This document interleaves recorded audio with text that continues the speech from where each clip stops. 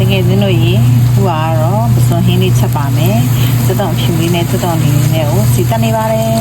စက်တော့ဖြူလေးလေးကိုစီတက်ပြီးတော့ရှူရောင်လေးတန်းတဲ့အထိစီတက်လိုက်ပါမယ်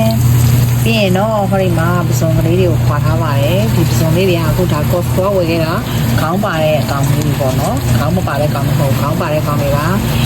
တကယ်စင်းတို့ရေမပြောမရှိနဲ့အခုဒီရက်ပိုင်းအတွင်းမှာ Costco မှာပစုံလေးကိုတကက်ကိုတစ်ပေါင်းမဟုတ်ဘူးနော်တကက်ကို၄ချက်ချော့တဲ့ကတ်တီချီသလိုအထောက်ကို၅ချက်လျှော့တဲ့ပစုံလေးရှိနေပါတယ်အခုဒီရက်ပိုင်းအတွင်းမှာပစုံလေး Costco မှာလျှော့နေပါတယ်နော်အခုရမင်းအခုဒီဟာလေးကကြတော့တကက်ကို၄ချက်လျှော့တာပါသူက2ပေါင်တက်ပေါ့နော်4ပေါင်ကတ်ကကြတော့5ချက်လျှော့ပါတယ်ရှင်ခုတော့ပစုံလေးချက်ဖို့စီတက်နေပါတယ်ပြီးရင်တော့ရမင်းခြံလေးကရှမ်းနံလေးခုလိုက်ပါဦးမယ်ကဲတကယ်ချင်းတို့ရေရှမ်းနံခူးမယ်ဆိုတော့လေခြံထဲကိုကြည့်လိုက်တာရှမ်းနံမခူးတော့အခုမှပင်စိမ်းခူးရမယ်ပင်စိမ်းတွေတအားတန်နေတယ်စောင်းနှွေးရတယ်ဝင်လာပြီဆိုတော့စောင်းရမင်းလေးလေခြံထဲမှာအလုတ်ကျွေးတွေပြည့်နေတယ်ဘာမို့လဲဆိုတော့ဒါကလေချင်မောင်လက်ချားကြီးတွေတော်တော်ကြီးတော့ရှည်နေပြီပြိုးအိုးဒါပြိုးတွေကနေခုတည်းမထုတ်ရသေးဘူးဒါပေမဲ့လည်းအခုတော့ဒီနှစ်ဖို့တော့အဆင်မပြေတော့တော့ဘူးနဲ့တူတယ်ဘာမို့ဆိုတော့ဒီနှစ်ကလေဟိုကဖြစ်သွားပြီဒါတကယ်လို့အေးလာပြီအဲ့တော့အခုဒီမှာရှမ်းနံမခူးပဲနဲ့ပင်စိမ်းပဲခူးရတော့မှရှင်ပင်စိမ်းတွေတအားကိုတန်နေတာဒီဘက်အိုးကလေတအားကိုတန်နေတယ်ပင်စိမ်းတွေဒီဘက်ကအိုးအသိလေးထဲမှာတော့ပင်စိမ်းကမတန်ဘူးဒီလိုလေးတွေပဲမတန်ဘူးဆိုပေမဲ့ဒါတော့သူတော့တော်တော်တန်နေပြီနော်ဒီဘက်မှာဒါပင်စိမ်းမှာဒါပေမဲ့ဟိုဘက်အိုးကတော်တော်များပြီးတော့တော်တော်တန်နေဆိုတော့ဟိုဘက်အိုးကနေပြီးတော့ခူးလိုက်ပါဦးမယ်ပင်စိမ်းတွေကိုပင်စိမ်းပဲခတ်ထည့်လိုက်ပါတော့မှရှင်မှာပင်စိမ်းတွေတအားကိုတန်နေပါတယ်နှူးရတယ်နှူးပြီးတော့ဆိုတော့လေရှမ်းနံလေးထည့်မလို့ဆိုတော့ရှမ်းနံလေးမထည့်တော့ဘူးပင်စိမ်းလေးတအားတန်တော့ပင်စိမ်းလေးပဲခတ်လိုက်တော့မယ်ဟိုဟာဒီတစ်ခေါက်ရမင်းရဲ့ပစုံကရမင်းကရိုးရှင်းလေးပဲစက်တော့ဖြူအနီလေးနဲ့ပစုံလေးကိုဒီလိုလေးပဲရိုးစီတက်မှာပါပင်စိမ်းနဲ့မှုလေးနဲ့ဖြစ်သွားတော့မယ်ပင်စိမ်းလေးတအားကိုတန်နေတာကြည့်ပါပင်စိမ်းလေးတအားတန်နေတယ်ဒီလောက်ဆိုရင်တော့ရလောက်ပြီလို့ထင်တယ်ရမင်းပစုံပင်စိမ်းလေးကဲဒါလေးကတော့ရမင်းရဲ့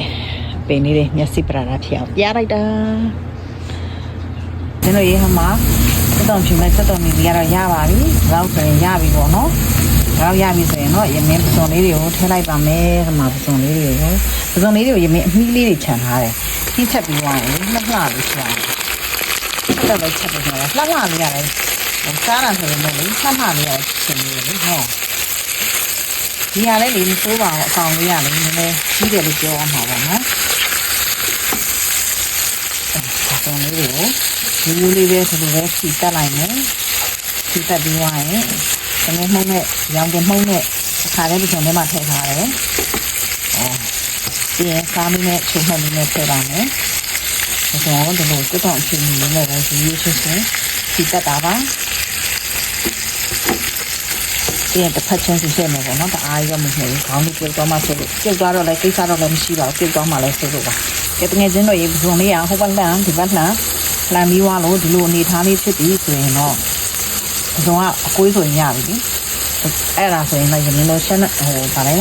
ပင်စိမ်းတွေကိုထည့်လိုက်ပါမယ်နော်ပင်စိမ်းလေးတွေကိုထည့်ပြီးတော့ခဏဟိုဘက်တစ်ဖက်ထပ်လှန်ပေးလိုက်ပါမယ်လှန်ပြီးရင်တော့ရင်းလို့ရပါပြီဒီကောင်လေးတွေကိုတော့လှန်တဲ့ခါကျရင်ပြေးတော့လှန်တယ်ဟိုခေါင်းလေးနဲ့ပြုတ်ထွက်သွားအောင်လို့ဒါနဲ့လည်းပြုတ်ထွက်သွားလဲသိစားတော့မရှိပါဘူးเนาะကိုယ်မှကိုစားတာဆိုတော့เนาะဒီကောင်လေးတွေကိုအဲ့လိုမျိုးလေးတွေထောက်ကလေးနဲ့ရိုးရှင်းလေးပဲဒါလေးကတော့ဘယ်တော့အနှံ့မှုလေးပဲပေါ့เนาะစိတ်စားငပီးတို့ဘာလို့လဲမထည့်ဘူးတခြားဘာညာတွေလည်းမထည့်ဘဲနဲ့ကျန်းကျင်ပြီးတို့ဘာလို့လဲမထည့်ဘဲနဲ့ဒီကောင်လေးကိုစက်တောင်လေးနဲ့စက်တောင်ကျင်လေးနဲ့